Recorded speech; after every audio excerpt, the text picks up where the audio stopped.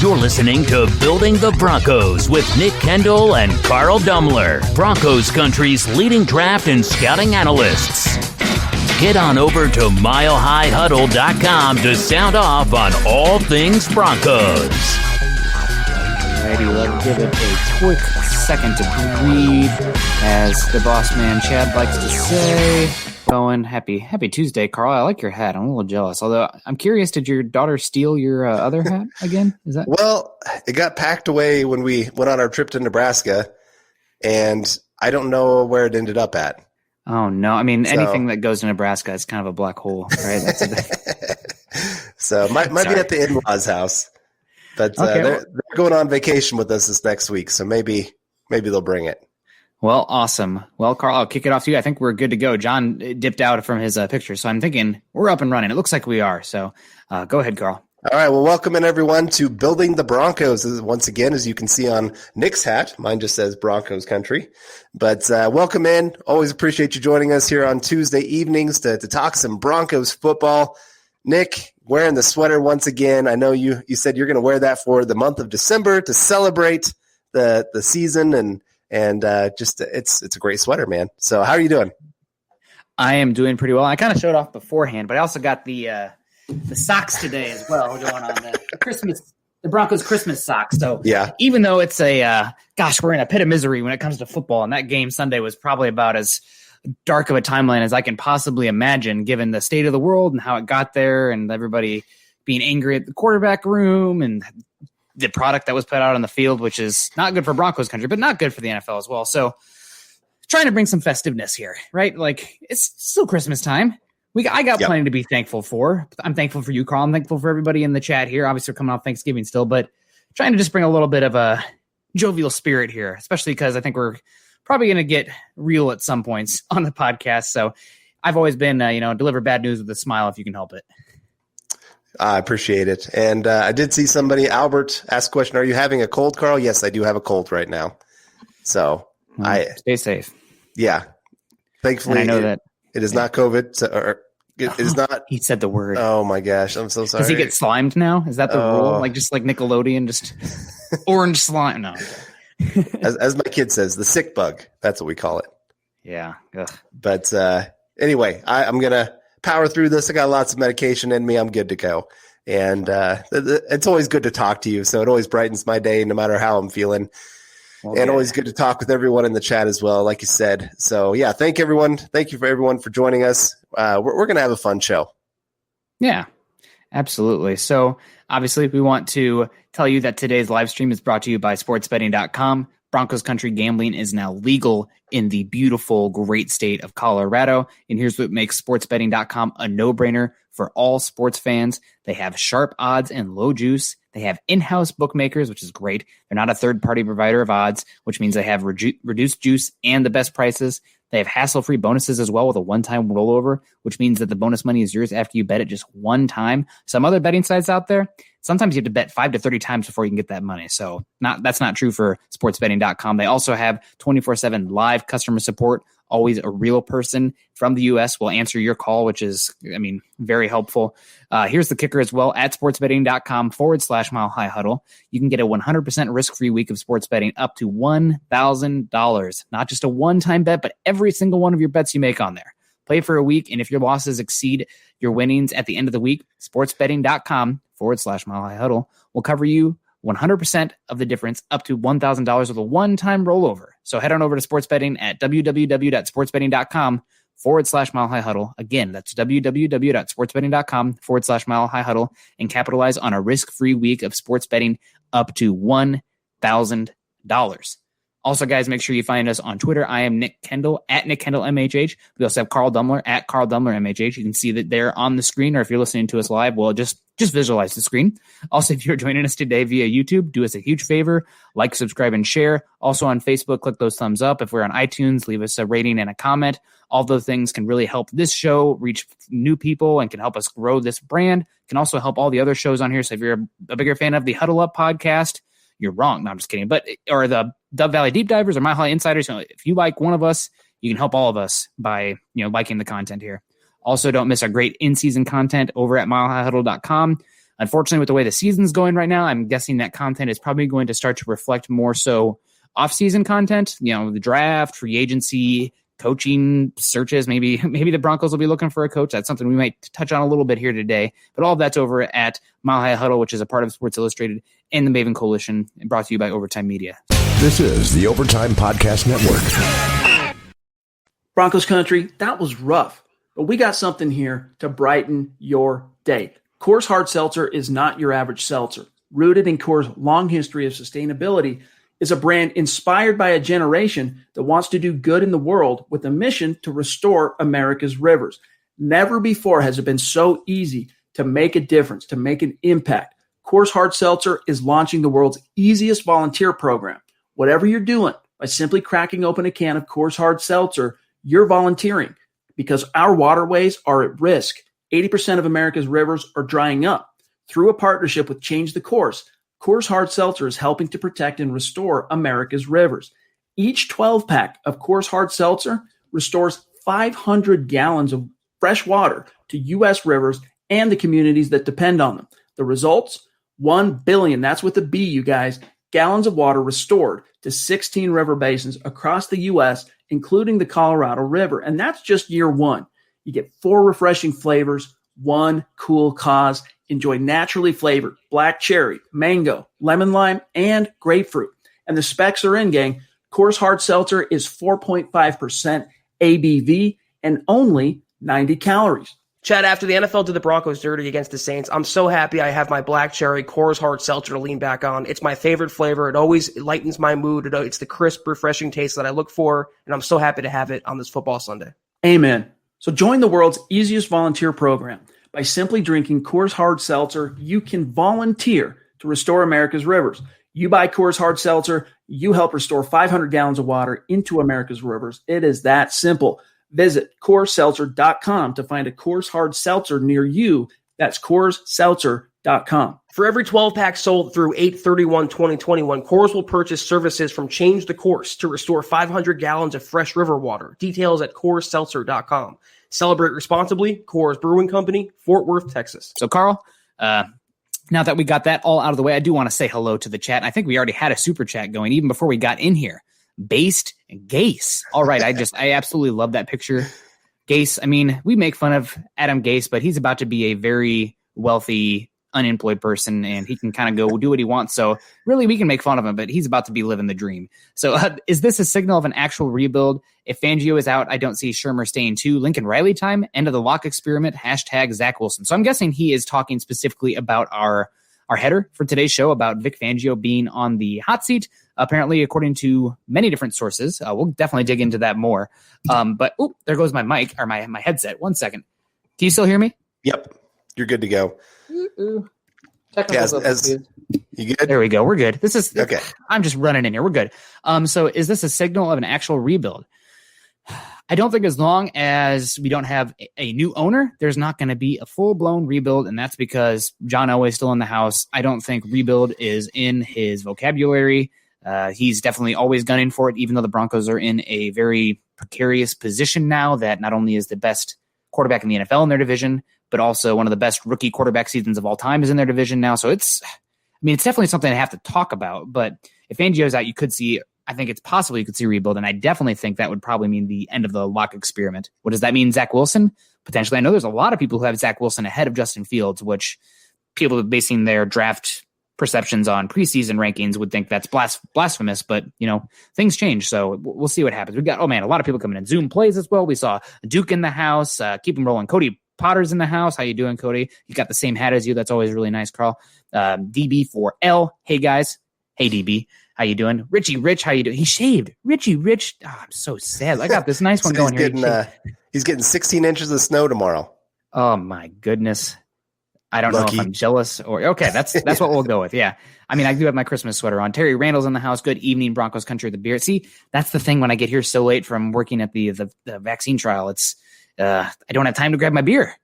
We got Greg Smith in the house too. Fan favorite or host favorite, Greg Smith. Always good to see you, Greg.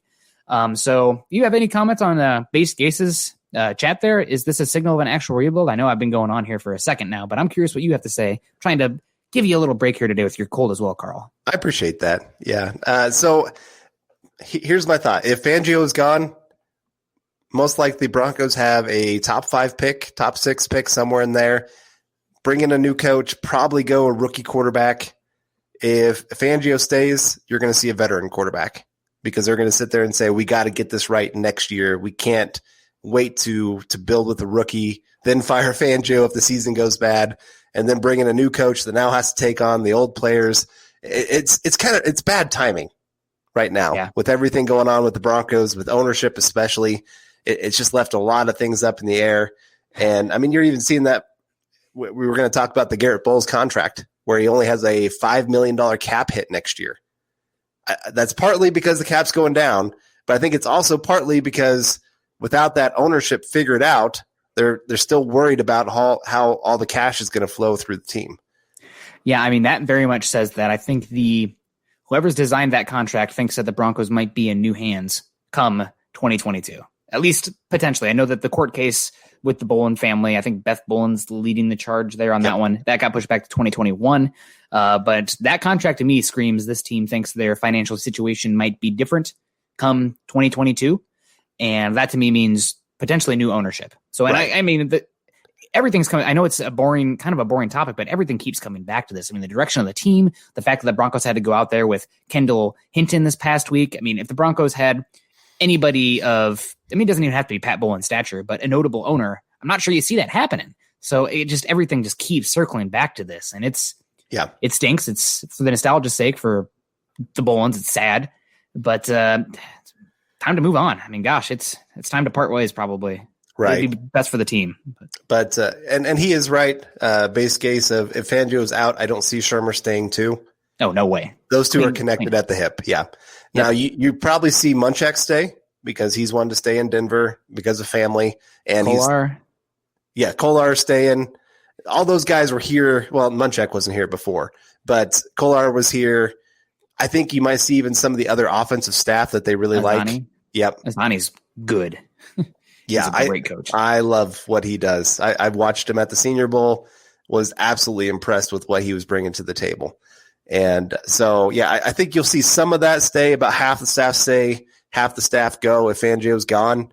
But I do think some of those reports, the people I talk to that are connected to the Broncos, not just national news, seem to think Fangio is staying almost no matter what, unless something crazy happens and like they get blown out every game for the next 5 games and he loses the locker room.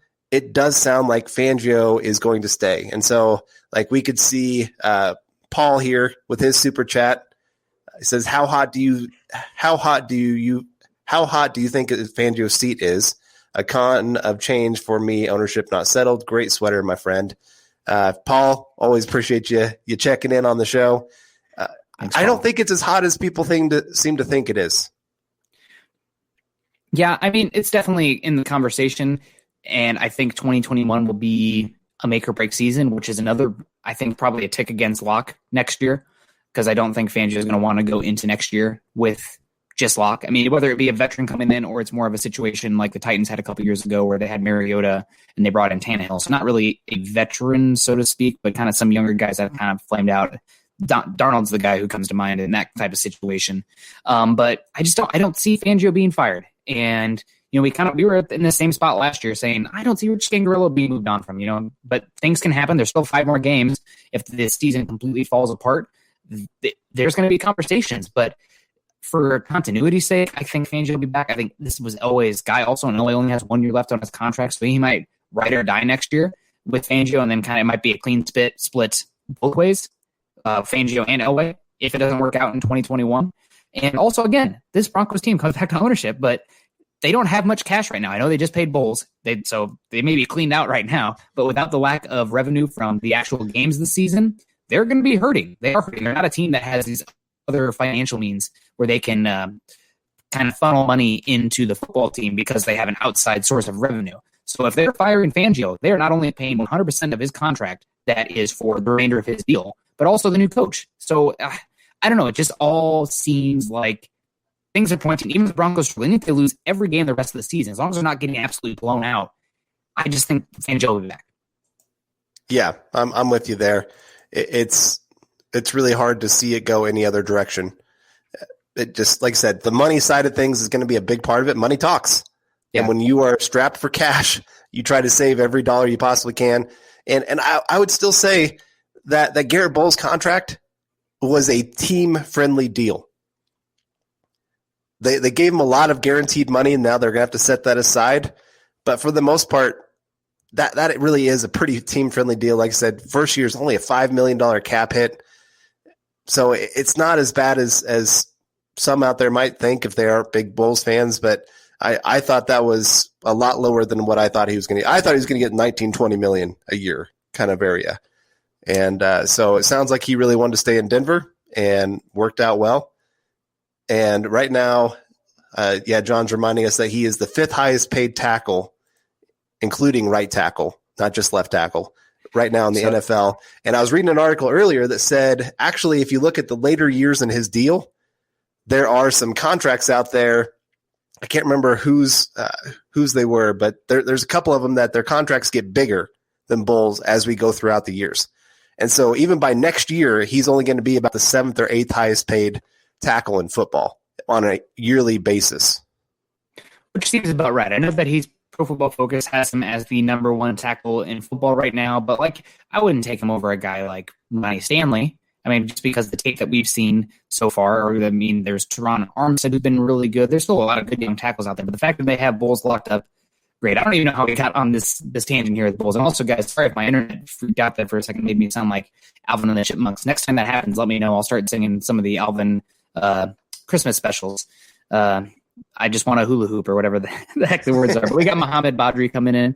Sup, guys? We really appreciate you rocking the brand there, too. Looks like he went over to the Huddle Up podcast merch store and found himself some nice gear there. So appreciate it. Maybe you're going to have to send Carl a hat if he lost his.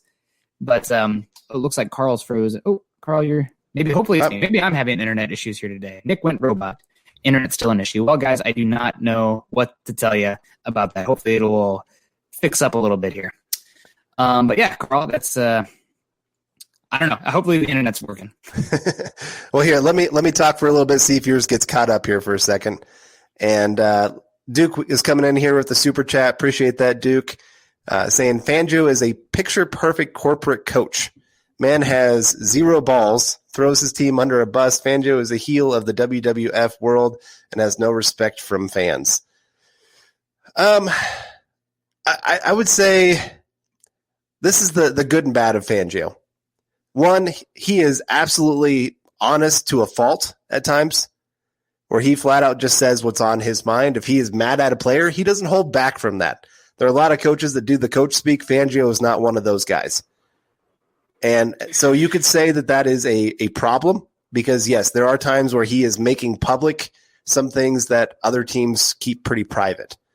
But at the same time, I do think there are certain players that really respect that he treats every player the same, whether you are a star or not. I mean, I remember him calling out Von Miller last year saying, hey, I think this guy can do more. And like pretty much challenging him, hey, go do more than what you've been doing. Go be a bigger leader for this team. And I thought Von Miller really rose to that kind of challenge, especially this offseason, working his tail off. Unfortunately, he got hurt, but you're still seeing him show up at the facility, work with the players, work with the young guys, all those kind of things. And so I think some players respond really well to this. Other players, yes, this can cause hurt feelings. So just kind of depending. He's old school, and you either love it or you hate it. I'm honestly in between. I don't care as long as the results are okay. And I feel like he's been dealt not the best hand, I guess. I mean, with how injured the Broncos defense is. Also, the fact that the Broncos have been throwing resource after resource on the offense, trying to get that figured out, which has been an issue for many years now, as everybody knows. Hopefully, I'm not sounding as much like a robot anymore, though I'm going to have to sing the Alvin and the Kamara Chipmunks. Yeah, he didn't impress me that much this week, granted. They were playing pretty milquetoast football on the Saints side of things after they got the lead, but Can you blame them? But yeah, no, it'll be interesting to see what happens. I know that, we got an interesting comment here from Daniel Miller too. I know Mike Shanahan would take a hometown discount. I have been told he's the top choice the Broncos want. Well, I'm not sure who you've been told that from, but that would be very interesting. And Carl, that goes back to us saying maybe let's bring back Jake Plummer, maybe Jake Cutler again, just to go back to the old because this is not working right now. But we'll see what happens. Also, I am curious. We had Paul coming in here with a good comment as well. Again, Paul, we appreciate you. FYI, court case delayed till July 12th, 2021 due to the bug going around, as Carl's daughter says. Fangio stays because money issues. If he stays, that could give Lock 21, especially if we pick at 15. Well, first, I'm going to answer that last one. I'd be pretty shocked if the Broncos picked at 15, given the schedule they have left. This is a team that's pretty darn injured. Bryce Callahan obviously suffering a foot injury. Will we see him again this year? I don't know, but that spells doom for the Broncos cornerback room, probably. I mean, hopefully we'll see Ojulari get some reps here, which is what we wanted in the Sang Baskin slot. But Callahan's been arguably the Broncos' best player this year, if not the second best. It's either him or Bowles, so losing him is going to stink. And the Broncos' last 5 games are tough. I mean, I can't think of a team, while the Chargers and the Panthers' records aren't great, I think they're better than their records. Both those teams are better than their records. Yep. And then also you have the Bills, who are pretty darn good. The Chiefs, who, I mean, don't need to say much more. And the Raiders, who pounded the Broncos last time. So granted, the Chargers and the Raiders got embarrassed last week. Not as much as the Broncos got embarrassed, but still. So we'll see what happens. But picking 15, I think you're more likely to see a top 10 pick for the Broncos. As for the Lock next year, I just don't think if Fangio's back and Lock doesn't play better down the stretch, he still has got a 5-game sample size. So we'll see. That's a chunk of change. I think you're more likely to see a veteran come in or a Titan scenario with Mariota and Tannehill bringing in a young quarterback to compete. Yeah, I'm with you there. I mean, I had somebody ask me the question earlier this week. They messaged me and said, hey, who are some veteran quarterbacks the Broncos could be looking at? And I mean, Matthew Stafford, if you trade for him and only have to pay for his base salary, his contract looks great for the next 2 years. And he's still only 32, if I remember right. So you could get maybe 6 years out of the guy. And I mean, he's a great quarterback that's playing on a terrible team and a terrible franchise. Not saying that the Broncos are a great franchise to come to right now with all the issues that they have. But that could be an option. I mean, of course, you got Sam Darnold is another choice that a lot of people have been throwing out there that the Broncos are really interested in. But it does. It kind of depends on what direction they do go with some of this offseason. If the ownership thing gets figured out quickly, you can expect that an owner is going to want to invest in a rookie quarterback and kind of put their stamp on the franchise pretty quick. And it might mean that John Elway and some of them are gone pretty quick of wanting to get their own people in the building. Part of why I don't see Shanahan coming back is because of Joe Ellis. Those two have a terrible relationship. That's part of why Kyle Shanahan was not hired, was pretty much Joe Ellis put his fist down and said, no, he's not being hired. There's something there. I'm not sure what happened in that relationship, but they wanted nothing to do with the Shanahan family. So if Joe Ellis is in the building, I can't see Mike Shanahan being in the building. This is the Overtime Podcast Network. Yeah, nope, I definitely agree with you there. And gosh, hopefully my internet is getting a little better. Oh, I'm getting thumbs up from John now, so I don't know what's going on, guys. It's been some issues. Oh, Duke's saying no Stafford. Well, I hate to say it, but guys, those are the type of options you are looking at if the quarterback room is not locked. I mean, you might be able to see a young rookie quarterback, but I just don't think that's the direction they're going to go. I think it's much more likely you're going to see a veteran quarterback or a young quarterback that didn't stick on that first team. Winston and Darnold come to mind.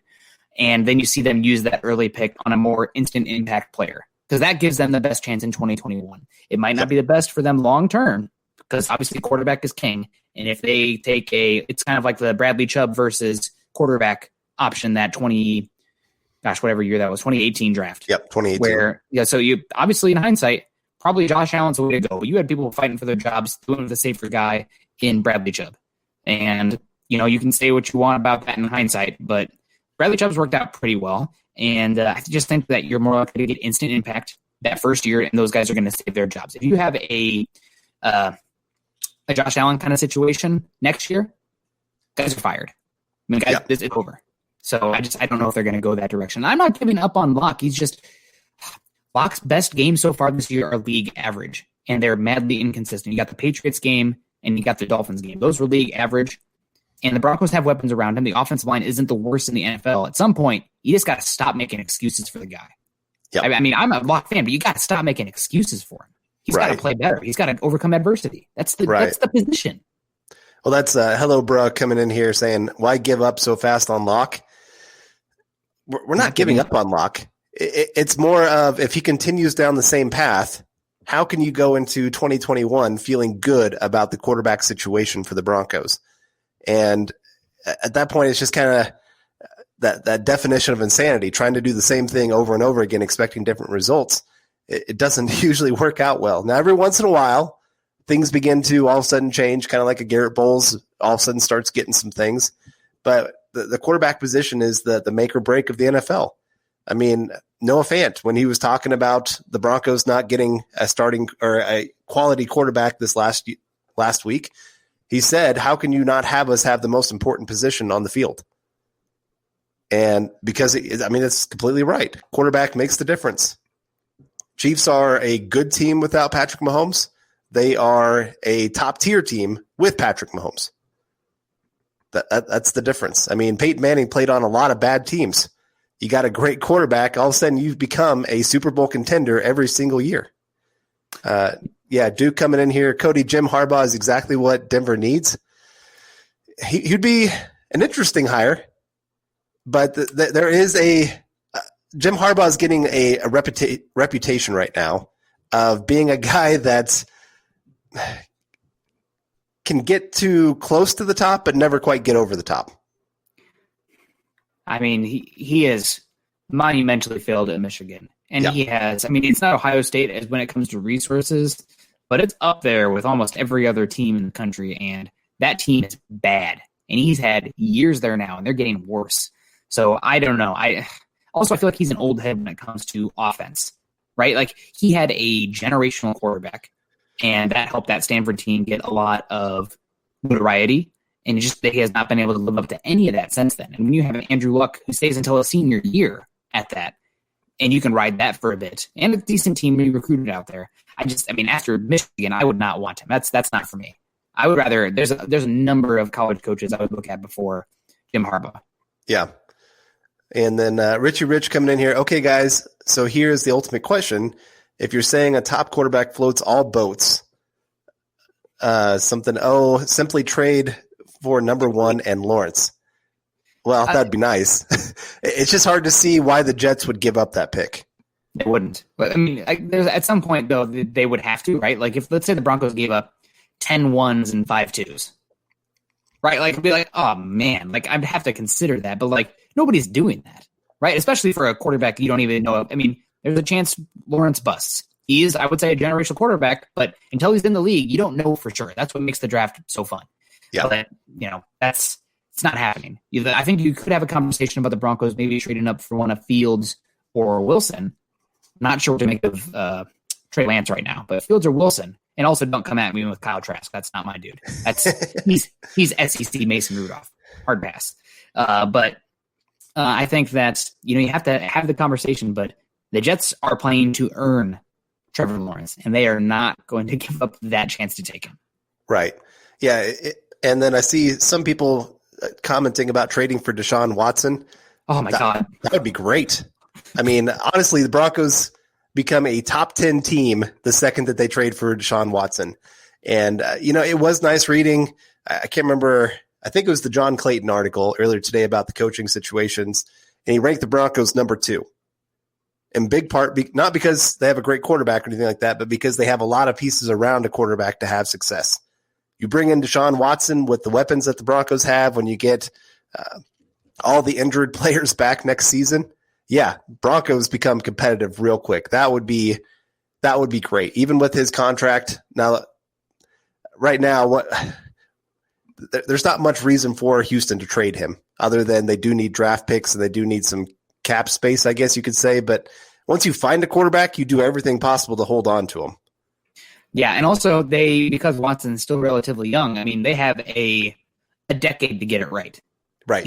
Once you got that quarterback set, now everything else around it is kind of reset and reshuffled. But you kind of see it in waves too. It's like Aaron Rodgers too. The Packers have been kind of up and down, but they can just reshuffle the deck year after year and kind of figure out what's going on with outside of the quarterback position because they have the guy.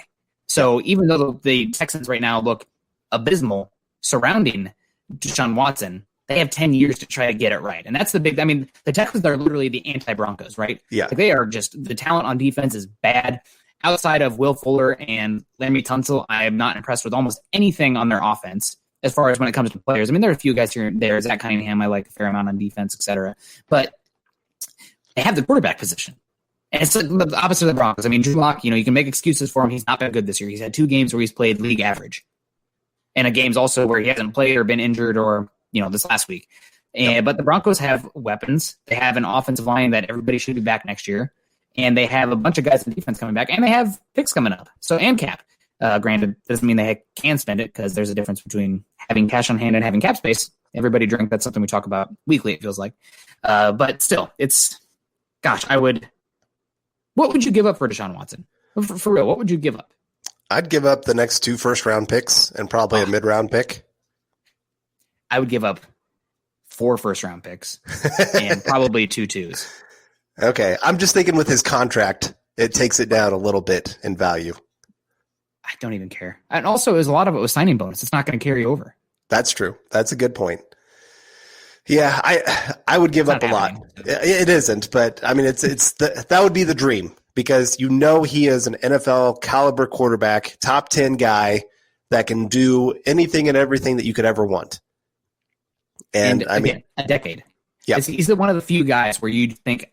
I think if I had Deshaun Watson, I have a chance every single time I go up against Patrick Mahomes. Yep. Patrick Mahomes is a better quarterback, but if I have just a slightly better team with Deshaun Watson, I have a chance. And the Broncos, I mean, proof's in the pudding, folks. Watch the Broncos versus Chiefs. It has not been close. This is the Overtime Podcast Network. Yep. So we got DW coming in here. DW, I'm going to read out your whole thing because thank you very much. 96734, maybe an area code. I don't know. We'll find you, DW. If Fangio is let go, Elway and Ellis to blame. If nothing else, this defense is studly in spite of injuries, and Fangio is the reason. It was a mistake to change coordinators on a rookie quarterback. A team needs consistency, a consistent message. See Steelers. Yeah, I mean, also to be fair to the Steelers and Mike Tomlin, granted Mike Tomlin's been great, he came to a team that had a Hall of Fame quarterback on it. So that consistency is huge. I mean, you can talk about coaching consistency all you want. I'm a Hawkeye fan. I mean, they've had the same head coach since 2002. I don't even remember when Kirk Ferentz came. I mean, they've only had 2 coaches since like 81 or something. Like it's been crazy. So consistency is good. And I'm a proponent of keeping Fangio one more season. But sometimes there are other forces at bay, and also this might be Elway's last chance. So we'll see what happens. Yeah, no, I'm with you.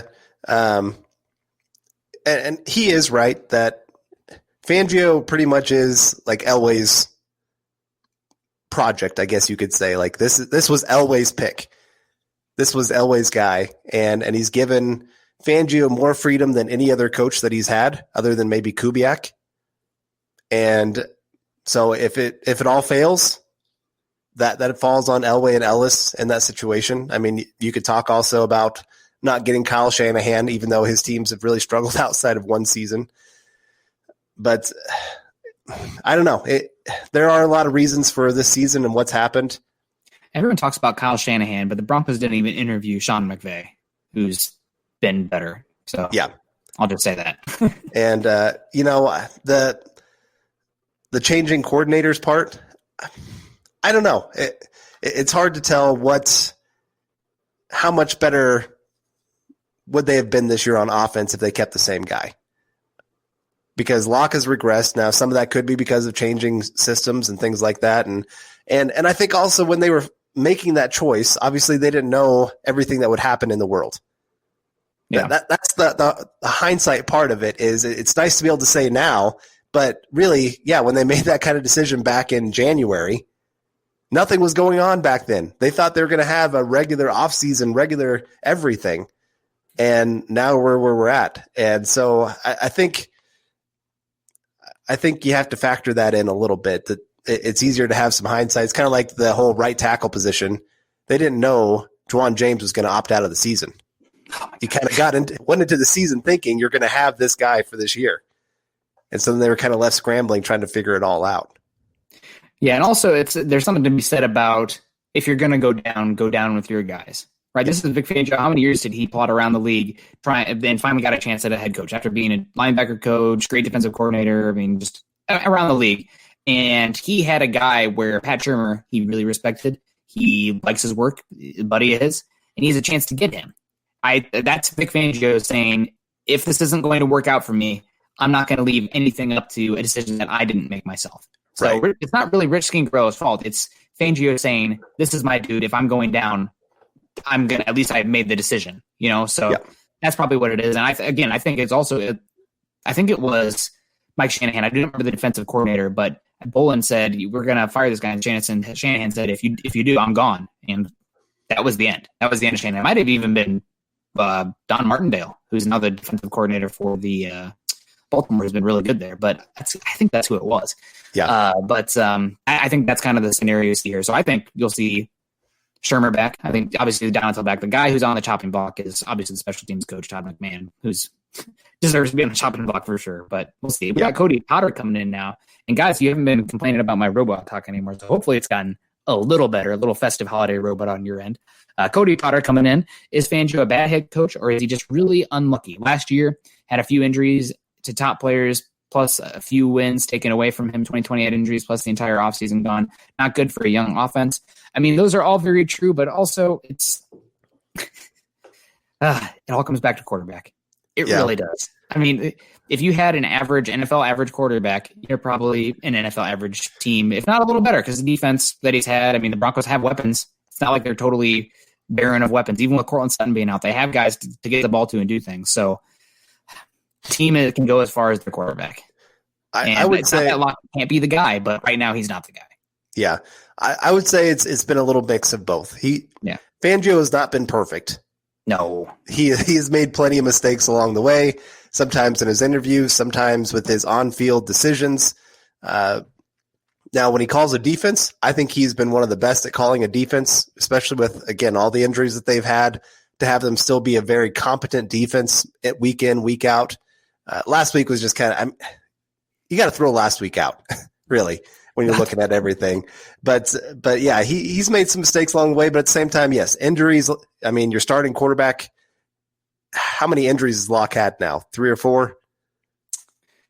I think 3. Yeah. So that's hurt. Obviously, Von Miller going down. Bradley Chubb last year. Callahan has been in and out of the lineup. Boye as well. Lost Casey right off the bat after you traded for him. Shelby Harris getting sick. So, yeah, there are some excuses built in there that are not really excuses. They're true. They lost a lot of star power players.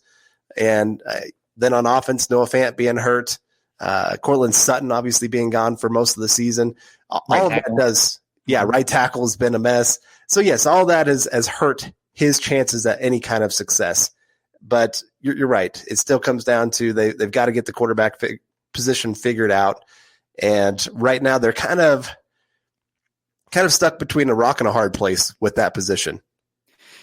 Yeah, we got Gary Mahal coming in here. Bring back Will Parks. I'd be interested in it. I mean, I don't know how many snaps there are on the defense, given the St. Bassie's kind of that safety nickel cornerback hybrid, which we saw Will Parks do okay at last year. But I think what we saw from Will Parks has been better than anything we've seen from Duke Dawson, and definitely better than anything we've seen from Trey Marshall. So I would be interested. Also, I think he's a good locker room guy, good community guy as well. So I'd be about it. And what's the word on Callahan? They're not sure if it's going to be – it's a slightly different than his last foot injury, I think I read. And they're not sure if it's going to be season ending, but it definitely could be season ending. And I think if the Broncos lose these next couple games, I think they'll probably just call it a season for Callahan and say, we'll see you in 2021, bud. Get healthy, which is probably what they should do. Yep, I'm with you there. Start protecting some of your veterans for 2021. Make sure that they're not going to suffer any big injuries. Get an eye on some of these practice squad guys. See if you want to really bring them back for next season, if they have any kind of chance of potential. That's kind of what you do here at the end of the year, because you're fighting for wins, but at the same time you're not. I mean, the team is still fighting for wins, but really it's still more about evaluation at this point. We didn't get a preseason this year, but we get it now. Yeah. And then Kevin Peterson coming in here with the super chat says, just heard Lando and McMahon tested positive with no masks, talking to everyone in the facility. The NFL says they can coach. They know they can't. We know they can't. I think that might have been a joke. I haven't heard anything about that, talking with Lando or anything, but I appreciate you, Kevin Peterson, always coming with the tongue in cheek there. Yeah. Yeah. But yeah, we haven't talked any Garrett Bowles yet. We touched around it, but last Saturday, with all the news coming down in the quarterback situation, I really want to dive into Garrett Bowles' 2020 season because we've been talking some despair so far, and I'm wearing my Christmas stuff. Honestly, gosh, I think I have a Broncos Christmas hat somewhere. I need to find that too. But that's a Santa hat. But we want to talk some positives. Garrett Bowles, right now, he's been Pro Football Focus. Pro Bowls, like that. Here we go, Chase Wilner coming in there. The Broncos' best player on offense this season, far and away. Got a contract that made him the 5th highest paid offensive tackle. Only $5 million cap hit next year. But Garrett Bowles this season, Carl, how did it happen? How did we get to this point? Garrett Bowles going from the most despised person in Denver, at least as far as the Broncos go, maybe in all of their sports teams, to now, outside of Philip Lindsay, he might be the most beloved offensive player. Yeah, and that's great. I love seeing those redemption stories and seeing a guy turn it around like he's done. I think the big part of it is you just got to give all the credit to Garrett Bowles for putting in the work. I think maybe give 10% of credit to Munchak for figuring out how to communicate with this kid and to get him to figure out how important technique is. I mean, he even in his interview, he gave all the credit to Munchak, saying this guy taught me how important this is, that I can't continue to rely on my athleticism to be great. Because in college, yeah, you can get away with that. And we saw it there with Utah. You and I talked about it before the draft, that we liked Garrett Bowles, but we saw that he was a huge project because it was all athlete and he needed to become a football player. And the Broncos in the past, they've done that where they've drafted athletes hoping they could turn them into football players, and it hasn't worked out great. But finally, you get to see some of the advantage of having a guy that is elite at athleticism finally becoming a football player. And so, yeah, it does. It just came with a lot of work on his side of things. Working in the kitchen with his wife. I know we talked about that on Saturday a little bit. That's huge to hear that he's putting in that kind of work in the offseason. He hired himself an offensive line coach to work with him off the field as well, not just the time with Munchak, but also then off the field. And so, again, you're seeing a guy that gets it, that finally realizes this is what it takes to be great in this league.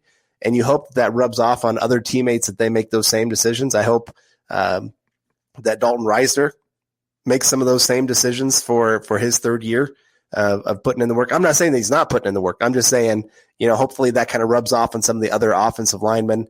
And it's just great to see that he's had such a great turnaround.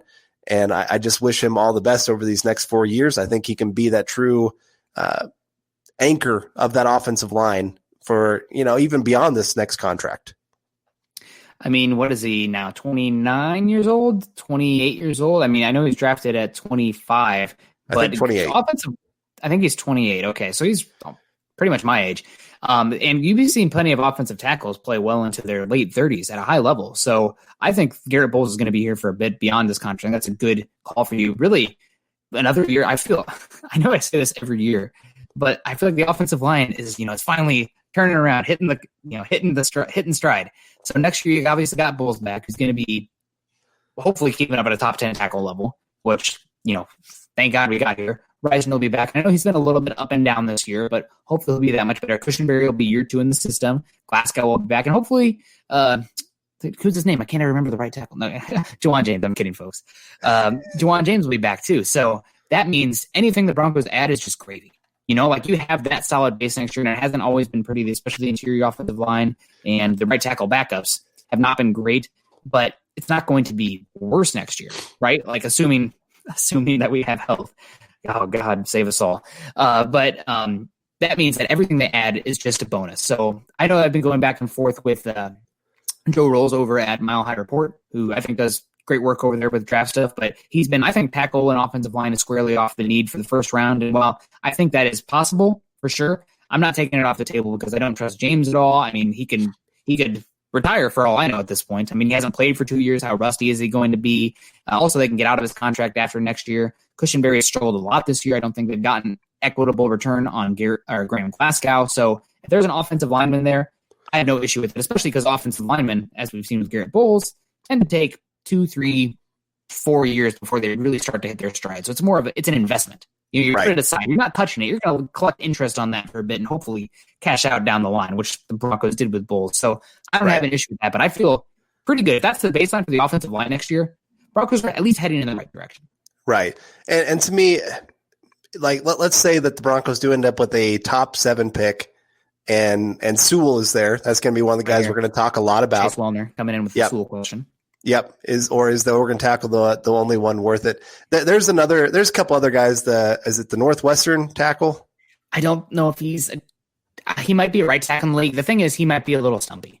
He's got amazing technique. He went up against Chase Young last year and held him up pretty well. But he's just a little small. I think he gives off really, really strong Zach Martin vibes. Okay. Well, I know, was it Daniel Jeremiah ranked him as his number 1 tackle heading into the 2021 draft right now. And he was one of them that had, which tackle was it? The one for the Jets. Becton? Yeah, Becton. He had him as his number 1 tackle this last year. And Becton's done pretty well when he's been healthy. Oh, really good. But let's say the Broncos can't trade out of that position. They don't want to take quarterback, and Sewell is sitting there. Well, you view him as that possible generational talent, that guy that could be that true Pro Bowl, All-Pro, right tackle, left tackle, probably right tackle because obviously got Bowles at left tackle pretty cemented there. And if he has to sit for a year, then that's fine. But he's also one of those guys that some people are talking that he could be great at guard. So he could be that true guy that could play all 5 positions next year if need be.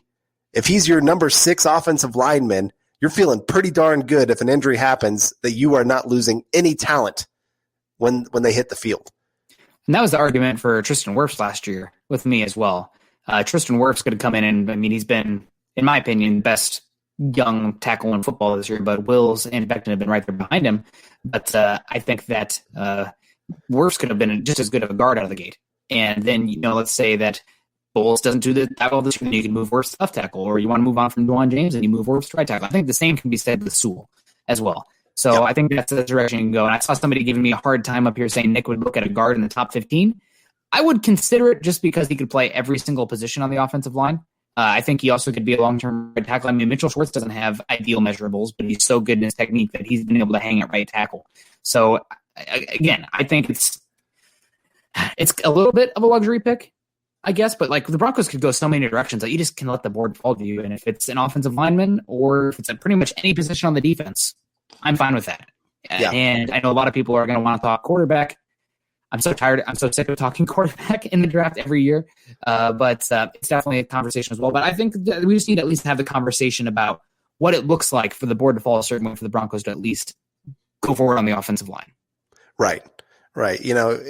Any young quarterback you bring in, let's say, or even a veteran, it looks much better when you have a great offensive line in front of them for them to want to come to Denver. And like a young quarterback, let's say they do go the draft direction. Maybe they go tackle in the first and then Mac Jones in the second. I know that's not what's going to get too many people all that excited, but you feel pretty good that he's got great protection in front of him. If you say take Sewell in the first and you got those bookend tackles for the next 4 years. And yeah, really. I'm just saying for sure for the next 4 years because of contracts. But you could probably have them for the next decade, and that just makes a young quarterback feel so much better when they don't have to worry about their blind side or a guy coming around the edge and just have to worry about keeping their eyes in front of them, watching the guys on the interior.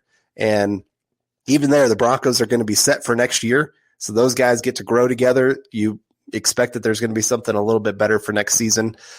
So, yeah, all of that is a reason why tackle is not off the board right off the bat. Like I said, it's not the most needed position, but it's still one of those, if you get a guy that you think can be generational, you take it. Yeah, especially a position of value. Right. Like tackle. And you know what? Let's say the Broncos take a tackle. Let's say it's not even Sewell. Let's say they trade back or they end up picking in the 20 range and they take that tackle from USC, who's been getting a lot of hype right now, Victor he's got a hyphenated last name. It's name escaping me right now. Dylan Raduns for North Dakota State. Guys who kind of need a year of development probably in the league before you really see them. And let's say that Juwan James plays great. Now you have another tackle that you're like, oh, okay, what do I do with him? That's a good problem. You know how many teams would kill to have that third tackle, and how likely you're going to need that third tackle. So right. Again, maybe it's not the best immediate return for 2020, but I don't look at draft picks as immediate returns. I look at them over the entire duration of their contract. Right. And looking at Juwan James, who I don't trust as much as I could toss him, you know, how could you not say tackle at least needs to be, if the board falls the right way, you have to at least consider it. You have to at least consider it. There's just too much value. So, but I really think odds are, it's not quarterback. It's got to be defense, right? Like the offensive tackle, yeah, like board falls the right way, yes. It feels like defense, especially picking in the top 10. Probably defense. Right. Well, I mean, you think about the Broncos have had 2 top 10 picks since Elway got there. Both of them pass rushers. Both of them defense.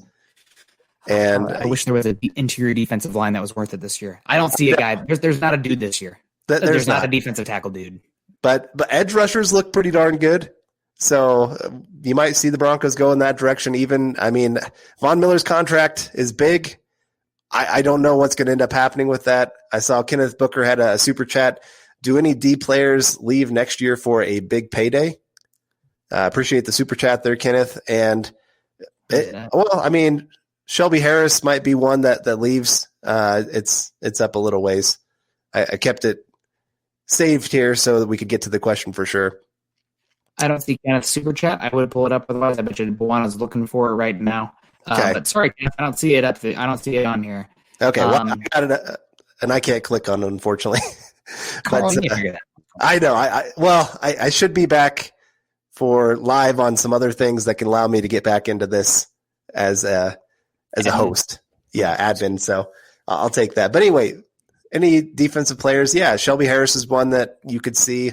The Broncos might have lucked out a little bit with him getting sick and missing so many games that maybe it's hurt his value a little bit.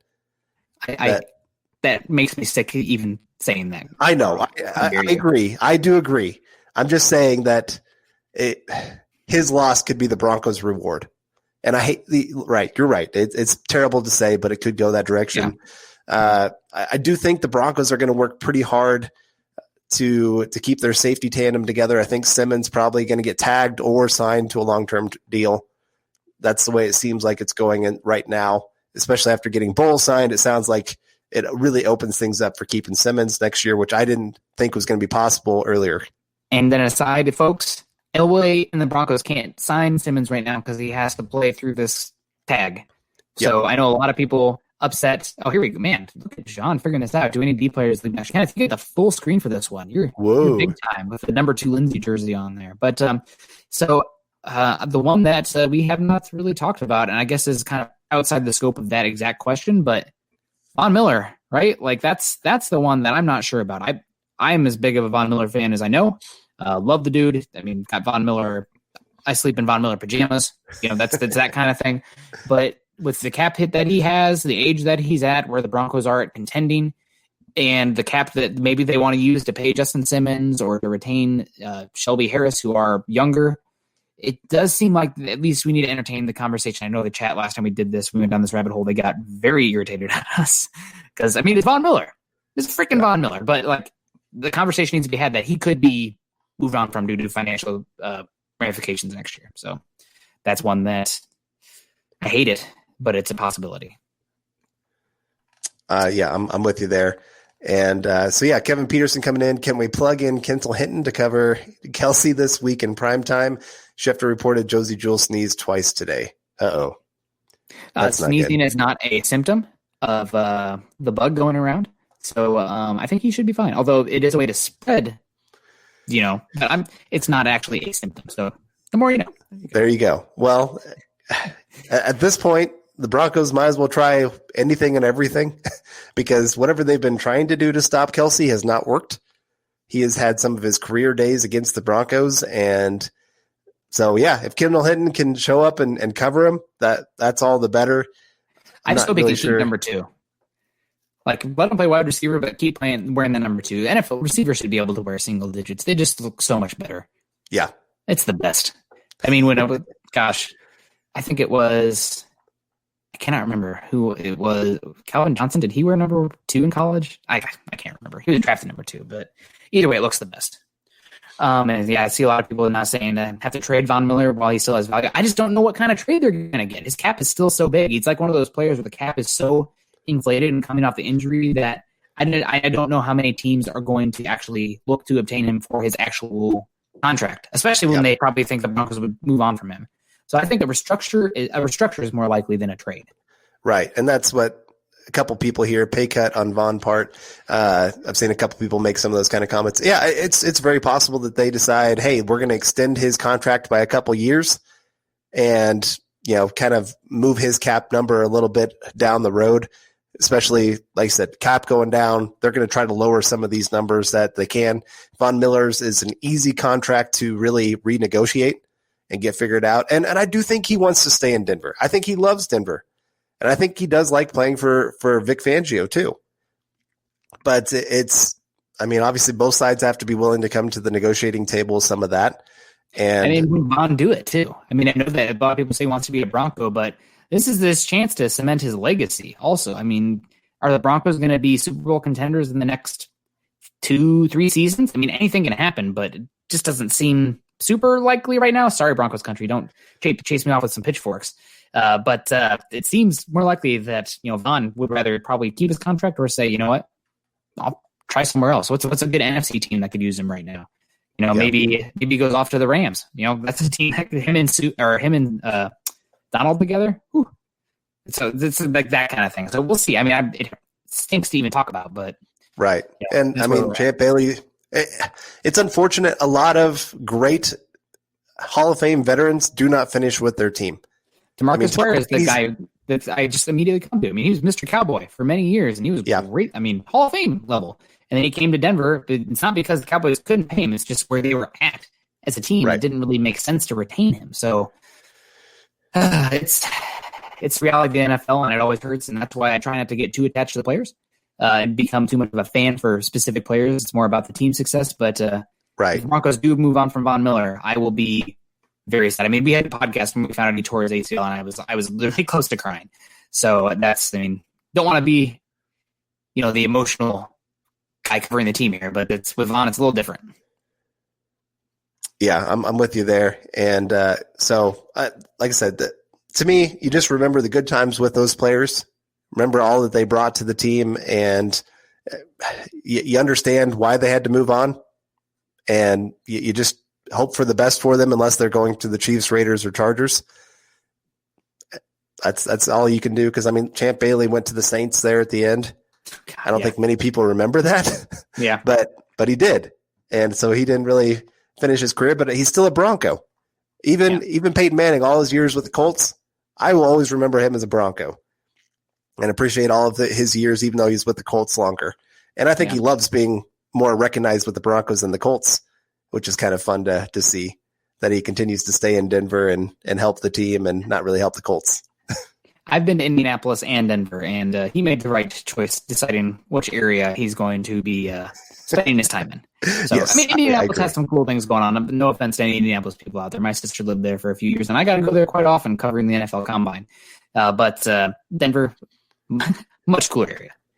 So, right. Carl, before we get out of here, I see Juana's blowing up our private chat here. Okay, there we go. Let's talk Broncos picking top 10. We talked Sewell. Is there anybody else right now that kind of has your eye? I know somebody's saying, we're talking about the draft. Poor me. I love the draft because it's Christmas. It's football Christmas. Everybody gets gifts. Every team gets better. It's all about the future. And being where the Broncos are at right now, at least that's something we can hang our hat on and feel a little bit better about. So Broncos, let's say picking top 10, they feel like the odds are pretty good right now with that, given their schedule and the injuries still mounting. Who else do you have your eye on right now? Well, like I said, there's some great pass rushers out there. Penn State's got a freak of an athlete. Michigan's got a freak of an athlete. You were talking about the Washington guy. Nobody's talking about him yet. I don't know if he's going to get the high. He's only played 3 games. ZTF, Zion. I would need to look it up. It's a Hawaiian name, but he's 6'3", 280, and he's just bullying dudes. But right. those are the names. We're talking very much trench heavy, front seven heavy. So Gregory Rousseau from Miami, super long, pretty raw. Actually, I think was recruited as a safety, which is bizarre. But he's just there's Carl. Yep, Rousseau. There we go. Also another guy that you mentioned here. I haven't seen him in the chat yet, but was Kwity Paye from Michigan. Who is, I believe, he was a refugee, and they talk about him being he's a man, you talk to him and he's got fire in his eyes and he's, yes, sir, very much, I'm business. So he's one that I think Kwity Paye, he's been playing excellent this year, despite how much Michigan's been struggling. So those are the two edge rushers right now that I'd say. There's also Micah Parsons, and he's going to be interesting because people don't know what to make of him. Is he an off-ball linebacker? Is he an edge rusher? Is he both? These tweeners, everybody was loving Isaiah Simmons last year, and although he's been playing better as of late, that tweener ability is it's a little scary. When guys don't know what box a player fits in, it just adds a bust potential. Right, and it's hard for me. I would rather have an off-ball linebacker that's known more for coverage than anything else. But is he an off-ball linebacker? Right, I know. That's what I'm saying. Is I think everybody views him as that top off-ball linebacker, and nothing wrong with that. Yeah. But they need to understand that doesn't mean he's coming in and going to all of a sudden line up against guys like Travis Kelce and become an elite talent. And right now, to me, the Broncos already have two pretty darn good thumpers that can come down, help in the run game, can get after the quarterback, those kind of things. And so I'm not sure if he is the greatest fit for the Broncos unless they are moving him to edge. And even there, though, you don't know exactly what he's bringing. Like you said, he's a tweener. He doesn't play that position full time, and he's not even playing this year. So you're not getting the chance to even see what kind of what kind of linebacker he can be moving forward. So that's a tough one for me. A little short as a thumper. You're making it sound like he's not an athlete. He hits hard, and that's kind of, but he can fly.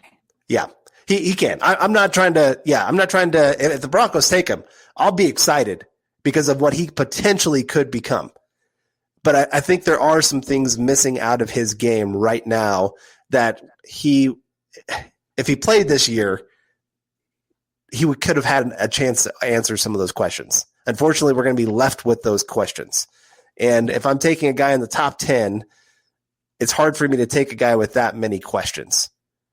Again, he's got all the potential in the world to be one of the greatest athletes and stars in football on the defensive side of the football. But, we were saying the same thing about Isaiah Simmons last year, too. It's just a matter of if he's used right and if he goes into the right system. But in this scheme for Fangio, this is assuming Fangio is still here, that he does like his edge rushers to stand up a little bit more and to drop in coverage as need be. Yep. So having that versatility for a traditional 4-3-3-4, maybe it's not what you want, but maybe for this scheme where there's a little bit more in the coverage side from the edge rushers, maybe that's a positive. Yeah. I really do like Micah Parsons. I'm not all in on him. Honestly, the guy that I have circled is, we've seen people talk in the chat now, but we haven't even talked about the position. We'll do it for a second, but Caleb Fairley is my guy. I love me some Caleb Fairley, but any dudes who are that long that can move as smooth as he can, sign me up. I know that Patrick Surtain's the safer player. He's got more of a pedigree. He didn't opt out this season. I think Fairley also has an injury concern on the back end, but man, the way Fairley moves, he really, really reminds me of Marshawn Lattimore. You know how much I love Marshawn Lattimore. Right, yes. Marshawn Lattimore was my dude. Yes, he was. And, I will say this, just before we get out of here. Cornerback is not a position that Vic Fangio, if he is here, it's not a position that he has targeted early in drafts. Whether he's been a head coach or defensive coordinator, there has only been 1 year that they have taken a true cornerback, and that was when he was with Houston, clear back when they first started their franchise. And I can't even remember which cornerback it was. I looked it up a long time ago. Like Dunta Robinson, or I remember them having it.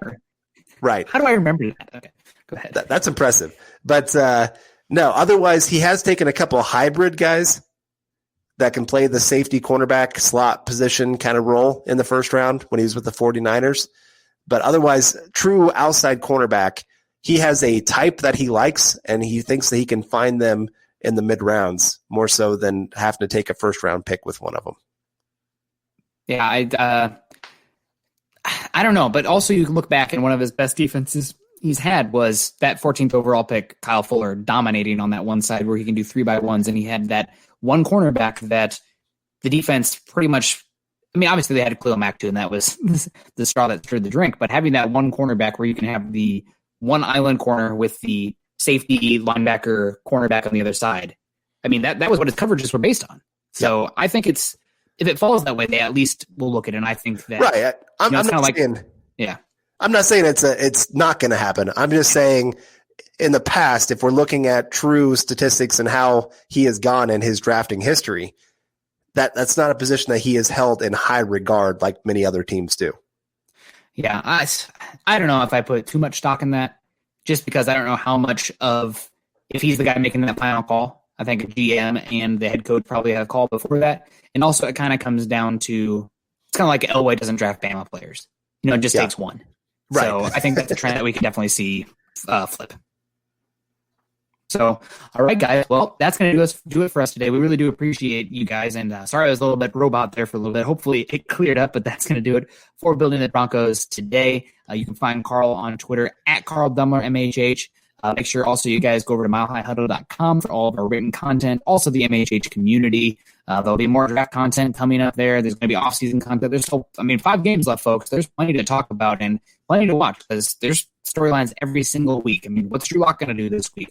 Do the Broncos bounce back at all? I mean, going to play Sunday night at the Chiefs, can they at least, make it a game, not get embarrassed? That's who knows? But there's plenty to talk about. It's all going to be covered over at Mile High Huddle. Also, guys, go to iTunes, leave us a 5-star rating and a comment. I go check those out. I take those to heart.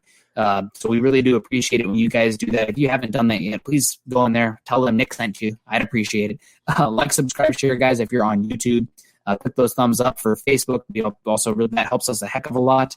Can help the Valley Deep Divers, the Huddle Up podcast, also the Mile High Insiders. I got my hat right here for them as well for our shows on Saturday.